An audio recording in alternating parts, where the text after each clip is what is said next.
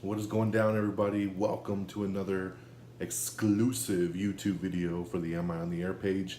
Today, we're talking Spider-Man Homecoming, the spoiler review.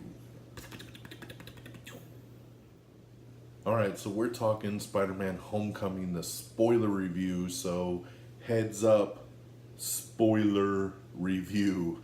As we're going to get into some nitty gritty of this film. If you're looking for the non spoiler review, why don't you go ahead and check the other link right there on our YouTube channel for the non spoiler review, which I put up just yesterday. So it's a little 5-minute clip that you can get the non spoiler review on, all right? And you can also listen to the non spoiler review on the latest episode of Am I on the Air?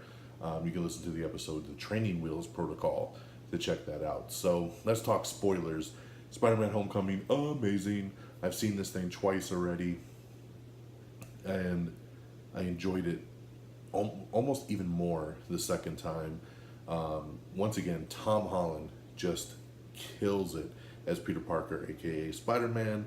Michael Keaton, amazing as the Vulture. Robert Downey Jr. playing that mentor role. Jon Favreau coming back as Happy Hogan, which was awesome. Even a nice little cameo from Little Pepper Potts, Gwyneth Paltrow popping up at the end, which was great as well. This movie just killed it on so many levels, and I'm so happy that Marvel and Sony were able to do this little joint venture and give us Spider-Man Homecoming. You know, like I said, we got introduced to Tom Holland's version of Spider-Man back in Captain America Civil War, and we had that amazing airport fight, and it was just so cool. Now, we were wondering, can he carry his own film? Fuck yeah, he can. He carried it, and he carried it very well. Right from the beginning, this movie goes back to the very first Avengers film, and Michael Keaton runs a construction kind of cleanup crew. They're cleaning up the Chitauri invasion there in New York. And then Damage Control comes in. And it was really cool to see Damage Control. There was a lot of rumors about a year or two ago, and we talked about it on Am I on the Air, that Damage Control might have become like a comedy half-hour sitcom about these crews, these cleanup crews that come in and take care of the superhero cleanup. But the show never happened, so we were wondering, will we ever hear or see Damage Control again? Well, guess what? They play a big role in this one, and Damage Control comes in and says, hey, we're here, stop, the rest of you can go home, turn everything over from the alien invasion into us, and we'll take it from here. Michael Keaton goes up to him and he's like, hey, I put a lot of money into this job, I bought new trucks, I hired a whole new crew, please don't take this away from me. And they're like, too bad, so sad. And so he has this built-in hatred for Tony Stark and the Avengers, and how, because Tony Stark oversees Damage Control. So they're looking at it from just that construction worker view of like, so the guys that made the mess get paid to clean up the mess now, that's effed up. And they become villains kind of out of necessity. They got to do what's best for them and for their families. And I like that. I like villains that have that really deep emotional kind of connection of why they're being villains. Michael Keaton's villain, his Vulture, was a villain due to the fact that he was just trying to provide for his family, and he couldn't do that anymore based on Damage Control kind of taking over for these events. They still have some of the alien invasion artifacts and the tinkerers and this thing, and he makes some really cool weapons for them, and they sell it on the black market. So we fast forward several years later, and business is good for the Vulture. Shocker's in there. Like I said, the Tinkerer. There's hints of Scorpion later in the film. Lots of little Easter eggs. We see Donald Glover in a scene, and he is the Prowler in the comic books. And if you know, his nephew in the comics is Miles Morales, so they do a little tip of the hat to let you know Miles Morales is in this universe. So that's kind of the setup, is that this movie is built into the MCU, and Michael Keaton's villain and all the other villains in the film, as a matter of fact, are kind of built out of the fact that the Avengers made this mess and Damage Control took it over, and now they're selling these alien artifacts on the black market. Peter, of course, 2 months later, the opening of the film was excellent, by the way. I don't want to skip over that.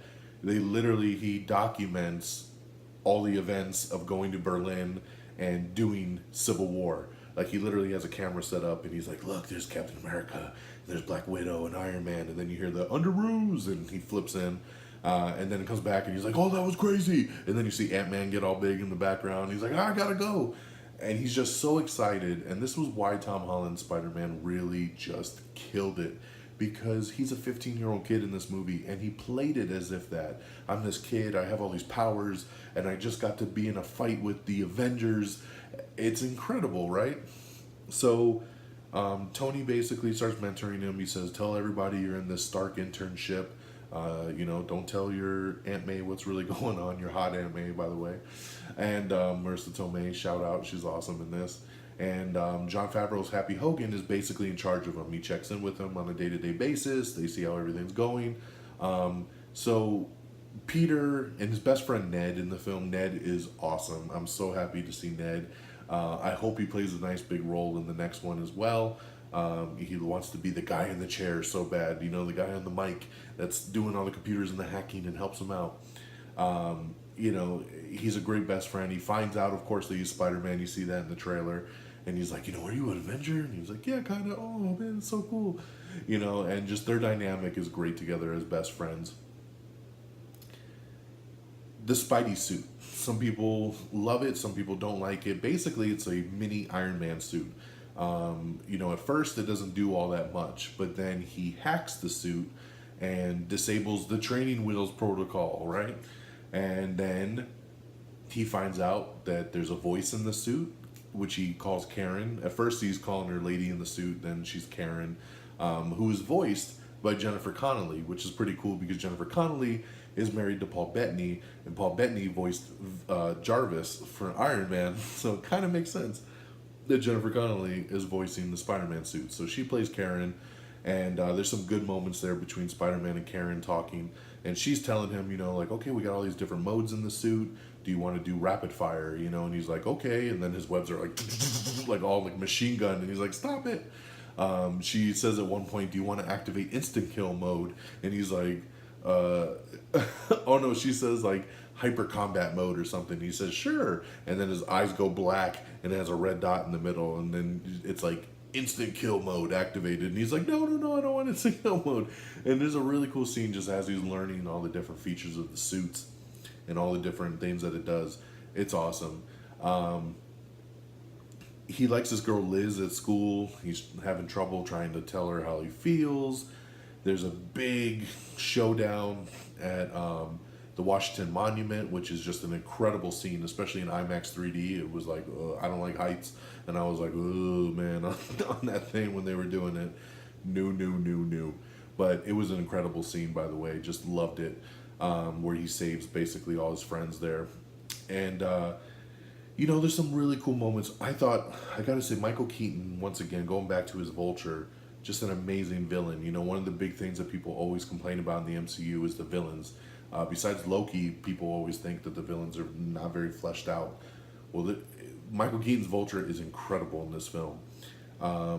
There's a scene in this, and kind of maybe jumping ahead a little bit, but we're talking homecoming dance, right? Peter finally gets the nerve to ask Liz out. Hey, Liz, will you go to the homecoming dance with me? She says, sure. So he's so excited. He gets dressed up. He goes to pick her up. And who opens the door? Michael Keaton. He's Liz's dad. Oh, man, what a twist, right? So Peter, and Tom Holland, by the way, just sells this scene so much. He's like, hey, how's it going?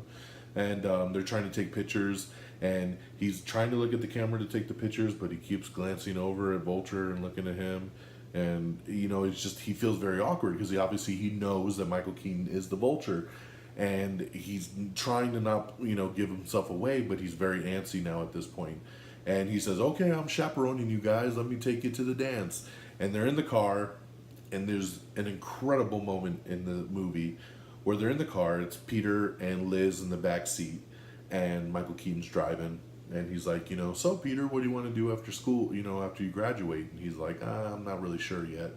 And Liz is like, "Oh, don't be bashful. You're in the Stark internship. It's gonna be awesome." And he's like, "Oh, Stark, huh? That's pretty cool." And he's like, "Yeah, but I lost the internship." And this is after, if you've seen the trailer, you know the part where he's like, "You abused the suit. Give it back to me." And he's like, "I'm nothing without this suit." And he's like, "I wanted you to be better. If you're nothing without the suit, give it back to me." And so he takes the suit back, and basically they get in a big fight. And now he doesn't have the suit anymore. So he says to them, like, "Yeah, I lost the Stark internship. It was just kind of getting boring. I'm not doing it anymore." And she's like, "Oh, that's crazy." She's like, "Yeah, Dad, he knows Spider-Man and he knows Iron Man. It's really cool." And he's like, and so Michael Keaton's like, "Oh, really? You know Spider-Man? How is he?" And he's like, "Oh, he's a cool dude. He's a cool dude, very nice." And he's like, "Oh, that's, cool, and Liz says something about how he wasn't at the party very long the other night. And he's like, "No, I was at the party." And she's like, "Yeah, for like 2 seconds." And then Michael Keaton again is like, "We're not at the party very long, okay." And then he says, "Oh, so you were in Washington with her during the debate." And he says, "Yeah, yeah, I was." And he's like, "Oh, good thing your friend Spider-Man showed up and saved the day, right?" And he's like, "Yeah, I was down on the ground watching. I wasn't in there." And he's like, "Oh, okay, And you see the back and forth between Tom Holland and Michael Keaton, and Michael Keaton is piecing this all together. Like, "Oh, you weren't at the party the other night when I got into the fight with Spider-Man. You were in Washington, D.C., were you? And you just happened to, Spider-Man happened to show up at the Washington Monument. He was in the Stark internship." Like, all these things, and it clicks. He knows he's Spider-Man. And it's an incredible scene. So they get to the dance, and they're getting ready to get out the car, and he's like, "You kids have a good time." And he's like, "But hold on, Peter. Let me talk to Peter for a second. I'm going to give him the dad talk, right?" And he pulls out the gun, and he's like, "All right, Peter, cut the shit. I know who you are. Don't, stay out of my way." He basically was like, "Thank you for saving my daughter, but I got shit to do, and I need you to stay the hell out of my way. And if you don't, I'm going to kill you, and I'm going to kill everybody you love. So do we have ourselves clear?" And he's like, "Oh, yes, sir." And then they go off on their ways. Incredible scene, man. I love that. I loved the whole section there of Peter coming to the front door, the reveal that Vulture was her dad, all the way up through the car ride. Incredible stuff right there. And there was no action. There was nothing even going on. So Peter goes into the dance, and of course he goes to Liz, and he's like, "I'm sorry. I can't be here right now. I gotta go." And he bounces, and it's like so heartbreaking. He wanted to just hang out with this girl so bad, and he couldn't do it. He puts on his little, janky Spider-Man suit with the goggles and the hoodie and stuff that he had before he got the awesome hooked up one. And so he goes off, and he goes to stop Vulture, but he gets stopped by Shocker out in the parking lot. And luckily, Ned comes to the rescue, which was a really cool moment. So he continues on his way. He gets to Vulture. They have this little showdown, and Vulture kind of tricks him, has his wings go around, cut the building down. The building falls on top, and Peter's buried. Another great scene because he's literally crying, and he's like, "Help me, help me! I'm stuck, help me!" And then he sees this reflection. He takes off his mask, and he sees this reflection in the water of the half mask, half the Peter Parker face. It's a very cool comic booky kind of scene. And then he's like, "You can do this, Peter. You can do this, Peter. You can do this, Spider-Man. You can do it, Spider-Man." And he breaks out of the thing and gets out of the rubble, goes after Vulture. And at this point, basically, they're doing the storyline where the Avengers Tower that's in New York, they're selling it, and they're moving all the stuff out of it. This big Quinjet takes everything, it's taking it off to the new Avengers Center upstate. And of course, Vulture's going to go rob it because he needs the stuff, right? And so he goes to rob it. Spider-Man hitches a ride, and basically this big battle on the plane happens. Plane crashes. Spider-Man takes out Vulture. Actually saves Vulture's life and turns him into Happy Hogan and what seems like S.H.I.E.L.D. agents, but basically turns him in and says, "Hey, we caught your flying Vulture guy, courtesy of your local, friendly neighborhood Spider-Man." And so in the end result, everybody's very happy with Peter. Tony wants to see him. They take him up to the new Avengers Center, which we've seen in Age of Ultron. and Ant-Man and stuff like that. And it's the new center, and Robert Downey Jr. is there. They thank him. They say that they underestimated him, and they officially want to make him part of the Avengers now. And a new Spider-Man suit comes up, and it's a really cool looking suit. I'm starting to think it's the Iron Spider suit, just redone a little bit differently. If you look at the logo, it looks like the Iron Spider logo. And he says, "Cool, you're going to be an Avenger. You're going to have a room right next to Vision. It's going to be great, right?" And he says, "You know what? No thanks, Mr. Stark. Like, you're right. I need to learn my stuff a little bit better. I need to be close to the ground. I need to stay in school. I'm going to hold off on the Avengers stuff right now. I'm cool where I am." And he takes off, and he says, "But this was a test, right?" And Robert Downey Jr., "Of course it was, right? Of course it was." There's, because he tells him that there's a bunch of reporters behind the wall, and they're going to unveil Spider-Man to the world as the newest Avenger. So he says, "This is a test, right?" He's like, "Oh yeah, this is a test. Don't worry. You did good. You did good, kid, right?" And he leaves, and then that's when Pepper Potts comes out, and she's like, "Where's the kid at? Like, we got all these guys waiting in here, and it actually was real. They were going to make him an Avenger." So it was a cool little nod. It was a cool little throw off. I'm sure we'll see Spider-Man in that suit in Avengers Infinity War, because you know it's coming. But it was a nice little wrap up there. There's a really cool moment earlier on that I kind of skipped over, where Peter gets stuck in the damage control building, and he's talking with Karen in the suit, and he's learning about his webs, and it's just a really funny, cool scene. So at the very, very end, he goes home. Aunt May's not there. There's a bag sitting on his bed, and it says, "This belongs to you." Puts it on. Of course, it's the Spider-Man suit. It's his original one, and he's really happy he's got his suit back. And the camera kind of fades in the background, and you see Aunt May standing there, and she goes, "What the fuck?" and the movie ends. One of the best endings I've ever seen. The whole theater just erupted in laughter. Just the whole "what the," because she sees now that he's Spider-Man, and that's crazy. Another big thing I want to shout out is the Captain America segments. He is shown at the high school throughout several segments where he basically does like PSAs. So at first Hannibal Buress is in the film, and he plays the coach, and he's like, "Here's a word from Captain America." And Captain America's like, "Hey kids, PE is the greatest. You got to stay physically fit," and blah, blah, blah. "And now here's your coach." And he points over to this side, but the coach is on this side. And Hannibal Buress makes an awesome statement when he goes, "Yeah, thanks, Cap. I'm pretty sure this guy's a war criminal right now, but hey, the government makes me play these videos," which I thought was hilarious, because obviously, keeping in the Marvel storyline, Cap is on the run, and he is a war criminal basically at this point. But Cap's wearing like the Avengers 1 suit in it, so you can see like, oh, he recorded this years ago, probably right after he thawed out of the ice. There's a moment where they're in detention, and he's on the screen, "Hey kids, you're in detention now. You should be better. Take it from a guy who was in ice for 40 years, blah, blah, blah." And then the tape rolls into another segment where he's like, "Your body's changing," and obviously he's talking about puberty and stuff. So Chris Evans in a nice little cameo role, doing Cap. And then that takes us to our after credit scene. So the first one is basically just prison, and Michael Keaton's walking, and he bumps into the guy that's Scorpion, and Scorpion says, "Hey, getting some guys together. I'm getting ready to get out of here. And word has it, you know who Spider-Man is. You know what his real identity is. Let me know so we can go kill this kid." And Michael Keaton tells him, "Hey, if I knew who he was, he'd already be dead," and walks off. So that's it. That's the first after credit scene. He covers for him. So pretty cool. Michael, a lot of people are saying, well, is it because he wants to kill him himself, or did he do that just to kind of be fair? And I think it's kind of both, but probably more of just to be fair, to be honest. Spider-Man did save his life. He had blown up at the end of the movie trying to get some of that Chitauri stuff, and it exploded, and he was covered in flames, and Spider-Man saved his life. And he also saved his daughter's life, so I could see him kind of covering for him there. You wait to the very, very end, and the very last after credit scene, there's two, is Captain America again. He walks up and he's like, "My next lesson is about patience. Sometimes it pays off, sometimes it doesn't." And then you feel like, what did I wait around for? It was great.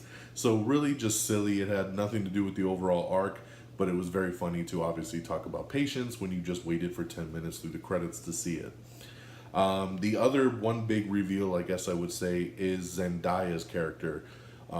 There was rumors a long time ago, like, who is she playing? And everybody said, oh, she's playing this girl Michelle. And she was Michelle for the whole movie. At the very, very end of the film, they nominate her to be the new team captain for this debate club. And she says to them, "Hey, my friends call me MJ." Woo! So everybody's freaking out. Oh my God, she's MJ. So they're obviously doing something a little bit different here. She's not Mary Jane Watson. She is Michelle, but her friends call her MJ. So she's going to be this new version of MJ, I guess.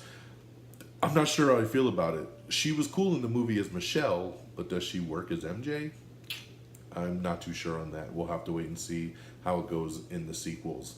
But, and I have to say, Robert Downey Jr. used very, very thin, pretty much only in about 3 scenes. So for all the people that were out there going, "Oh, this is Iron Man 4," it's not Iron Man 4. He shows up at the right times, he does the right things, and it works. It works really well. This is Spider-Man's movie. This is his coming out party, being a part of the MCU, and I think they tied it all perfectly together. So those are the main points I wanted to kind of touch on, kind of talking a little bit more freely about it here on the spoiler review. I hope you guys enjoyed it. This movie is 94% certified fresh on Rotten Tomatoes. Everybody seems to love this thing. They're already working on the sequel, getting that script written. He's going to be in Avengers Infinity War. He's going to be in Avengers 4 after that. And then 2 months later is going to lead into the sequel to Spider-Man Homecoming, which will kick off Marvel's MCU Phase 4. So it's going to be really interesting to see how they move through this and how Peter is affected after the events of Infinity War. I mean, now he just battled a space god in Thanos, right? And now he's got to go back to high school. So we'll see how that one plays off. But once again, Spider-Man Homecoming was so much fun, incredible, one of the best movies of the year, definitely one of the best of the summer. I gave it 5 out of 5. I absolutely dug this film. Like I said, saw it twice. Saw it in IMAX 3D, saw it in IMAX 2D as well. So it's worth it in 3D, I'd say. The 3D I thought was pretty damn good. And some scenes really paid off in 3D a lot. But definitely check it out on IMAX if you can. It's just so beautiful. So that'll do it for me and my spoiler review of Spider-Man Homecoming. Thank you so much for listening. If you have any questions, comments, concerns, definitely hit me up in the comments below. Thank you for listening. Like I said, if you want to go check out the non-spoiler review, you can either listen to our latest episode of Am I on the Air? Or you can check out the non-spoiler review right here on this YouTube channel. Definitely download, rate, subscribe, hit the subscribe button, tell your friends. And hey, if you want to hear all the latest and greatest in entertainment news, hit up the podcast at amiontheair.com and check it out. It's available on iTunes, on Stitcher, on Spreaker, on TuneIn, on Donner, on Blitzen. It's all over the place. Just search Am I on the Air, and you'll be sure to find it. So my name is Don Mega. You can follow me on Twitter at DXDonMega. You can follow our show at Am I on the Air. And until next time, y'all. Peace.